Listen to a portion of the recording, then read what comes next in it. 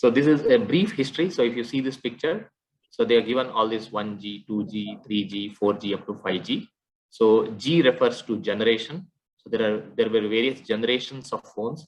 So this is a nice image that I got from internet. So you can see how the phones looked in first generation, in second generation, in third generation, in fourth generation, and fifth generation they are not given a phone. Okay, I'll also tell you the reason. So can you tell me in which generation of technology are we today in India? 5G. 5G. Okay. What about others? Any other answers? I think we are in 4G, moving on to 5G. 4G. 4G. 4G. 5G is getting evolved. Okay. Yeah, What 5G about is non-standalone mode operation now. non-standalone? Okay. Non-standalone, you mean we are using 4G also with 5G, right? That is 4G plus 5G. Yes. Okay. What about 3G? Are we using 3G today? Yes. We are using. Okay. Where are we using 3G? What is the application? Which are the phones that are not capable of reacting with 5G or 4G? We still use that, and those phones are in operation. Okay. What about 2G? Are we using 2G? I think we are. Yeah. We are. Okay. What is the application? IoT. IoT. Okay. Do you have 2G on your phone? No. You don't have 2G on your phone? How do you make if you are on a higher generation, by default the lower will also work. Okay. So how do you make a phone call? How do you dial and make a phone call? Which technology does it use? Wireless. Microwave. Microchips. Microchips. Yeah. Correct. But if you are making a phone call, I'm asking which generation of technology do you use? Let's say you dial a number of your friend, you dial and make a call. G, right? 4G. 4G? Okay. Sir, am I audible? Yes, you are audible. Sir, usually what I'm seeing that we are using 4G, but many a times I go to mountains and there are issues of network. So the people there you have settings in your mobile also. So you shift to 3G, and in some case you shift to 2G. So in 2G your network comes, you cannot use the net, but you can call. So we have in our SIM settings you move to 2G only, 3G only, or 4G right now. So we are using all three in phones. We have settings to use 2G, 3G, 4G. Okay. Yeah, very good. Okay, I got a lot of interesting answers. So what we have to remember is while 4G and 5G, starting from 3G, the focus was on data. So we still use 2G to make a simple phone call, right? So think of all the people who have this kind of a phone even today, right? A lot of people, they don't have smartphones. They still have this kind of a phone, and that still works, right? They're able to make a call. So even today, a simple calling functionality and SMS is accomplished by 2G. Okay. So whatever, if you're connected to, let's say, Airtel or BSNL or Jio or any of those technology operators. Service providers. Hello? Sorry? Service providers. Service providers, correct. Telecom service providers. 2G is still the basic technology that is being used. Okay. So we call it as GSM. Global System for Mobile. That is still the technology being used to make a simple phone call and an SMS. So unless you are looking for data, so if you are making a WhatsApp call, voice call or video call, you would not require 4G or 5G. And many of you answered correctly. So we are predominantly 4G today. 5G is available in a lot of cities, bigger cities like metros. Slowly, the idea is that 5G will penetrate into rest of the cities. Okay, so if you look at this generation, right, the picture here gives you a lot of information. So look at the 1G or the first generation phones. The focus was on just calling. Okay, that's what this picture represents.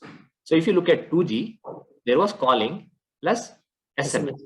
So you can say that it was voice call plus small amount of data. Okay, you can still categorize SMS as data because it's not a voice call. So there was small amount of data that came in 2G. Now, if you see 3G, so this picture represents access to internet. That means apart from making a voice call, sending or receiving SMS, we could also access internet.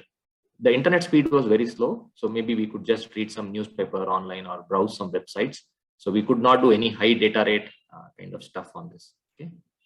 So then we moved to 4G. So you could see that voice is still there, SMS is still there, internet is still there. So what this picture does not represent is the internet speed definitely increased almost 10 times compared to 3G.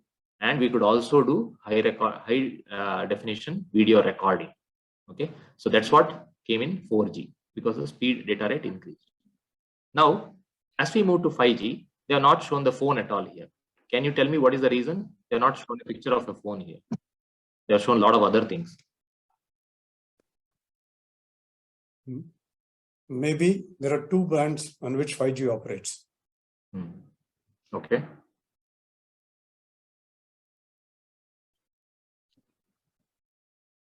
Okay, let me answer this question. So if you see from generation to generation, we all wanted higher data rate. So when we moved from 1G to 2G, voice calling was still the main functionality or main requirement.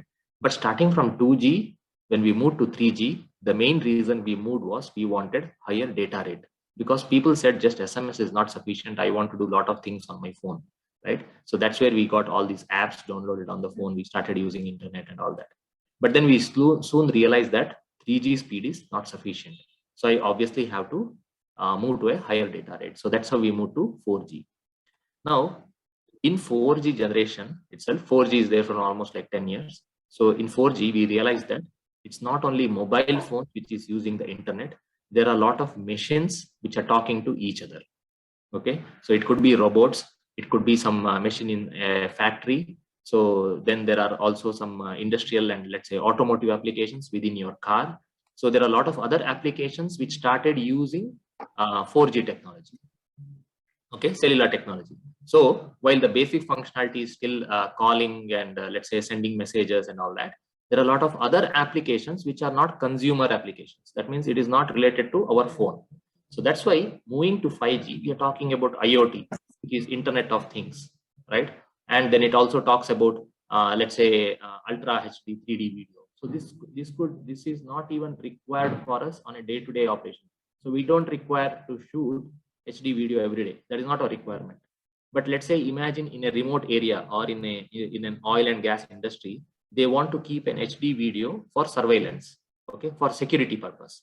So that could be an application. Okay, so those are the things that started coming 4G onwards. So that's why 5G, if you look at it, the main purpose is not a mobile phone. Okay, there are a lot of other applications which are outside the mobile phone, which could be in industry, oil and gas, healthcare, agriculture, IoT applications. Okay, so that's why the picture is like this. This is about the company.